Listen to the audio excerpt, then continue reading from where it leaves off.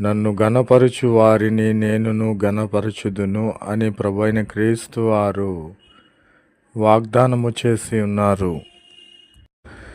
దేవుని ఘనపరచుట అంటే ఏమి? దేవుని ఘనపరచుట అనగా మనము నిత్య జీవమైనటువంటి దేవుని మార్గములో నడవాలి. మనము రక్షించబడి ఉన్నాము. మన రక్షణ మనతో సరిపెట్టుకొనక మన రక్షణను బట్టి అనేక మందికి దేవుని వాక్యమును పంచిపెట్టాలి. దేవుని ఘనపరచాలి.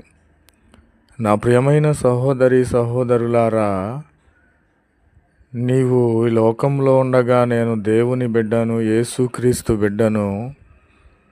యేసుక్రీస్తు వారి నిజమైన దేవుడు. ఆయన తప్ప నాకొక దేవుడు లేడు. ఆయన కృప చూపకపోతే